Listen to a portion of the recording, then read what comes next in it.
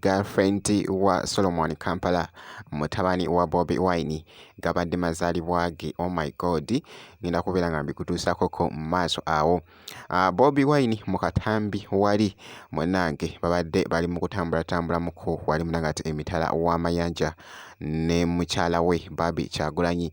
Mu maaso awo Sheebah Karungi abaddeko ko Samuel ate nga wali Rema Namakula munnange abadde ayaka after video shoot eya wano Songo. Bamuta Jaminati nsinzira ku Jaminati Yugi ntandise munnange ate n'amazaalibwa ga girlfriend wa Solomon Kampala. Girlfriend wa Solomon Kampala actually ekyasookera ddala munnange ate okutredinga Solomon Kampala kwe kuteekayo munnange ate ebifaananyi ne girlfriend we nga amusaba munnange ate love era beeteekako munnange ate empeta. Bya tradinga nnyo munnange ate okwetoolola. Kaakati nno ku mazaalibwa ge muganda wange Solomon Kampala avuddeyoko wali n'ateekayoko ekifaananyi ekyo nga bw'okiraba. Kw'ossa ne mwana muwala era ndowooza munnange ate ogezaako omwekkaanya mu bifaananyi ebyo ku bimu bye nsobodde munnange ate okubeera nga nfuna. Mwana muwala ono omwaka oguwedde yali alina emyaka 2 Solomon Kampala we yamwambaliza munnange ate empeta ey'omukwano.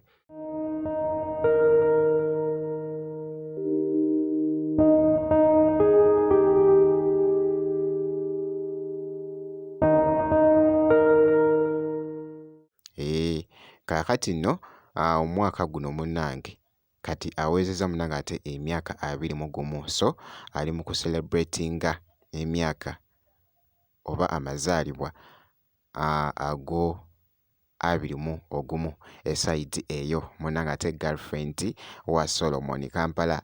Nno nga nkongeddeyoko nkebeddekoko ku bazadde be ndabyeko ko wali akatambi akabadde katambula nga bw'ogezaako okulaba babadde mu kutambulatambulamuko wali ne mukyala we. Mananga, happy to see you. Mananga, you look so beautiful. I know, but you look so good. My friends are right here. Mananga. Kawalia. Munnange ate wali emitala w'amayanja. Actually nengeddemuko ne ku muntu omulala naye mwerabidde munnange ate erinnya. Naye saagala kubeera nga nkulwesaawoko wabula kankwongereyoko wali nkongeddeyo nno ku mukyala munnange ate Sheebah yabaddeko ko Samuel mu kifo kye yabadde atuukamu. Kaakati nno atuteereddeyo munnange ate akatambi wali akateereddeyo munnange ate abawagizi be.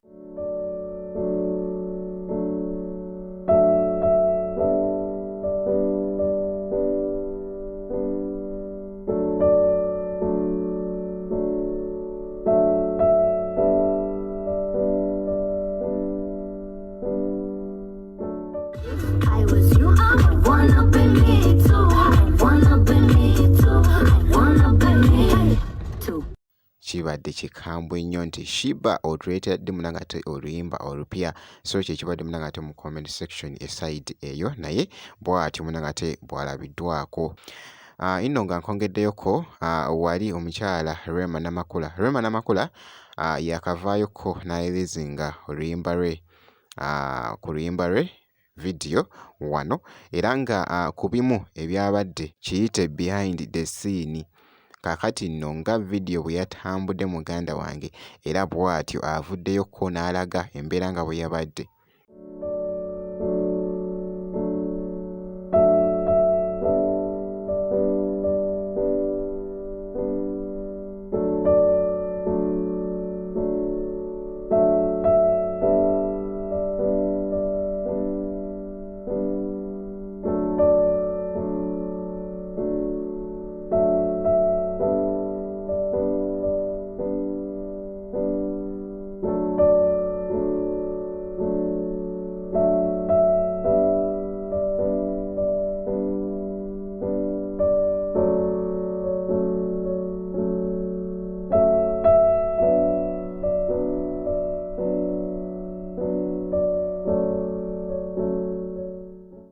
Bw'atyo nno munnange ate embeera bw'etyo bwe yabadde wali mu video shoot. So oluyimba kasita obeera nga tunaba kuluceekingako video yaalwo muganda wange maanyi era genda kati munnangate osobole okuluceekingako. So bwe nti nno munnangate bwenkoze kakasa nti osubscribinga ebisigadde byonna tujja kubeera nga tukuwa update gwe kasita obeera nga osubscribinze obeera oli ku muzigo munnangate mwelele wali wonna. So ngenda kubeera nga nkomawoko mu maaso awo n'ebirala.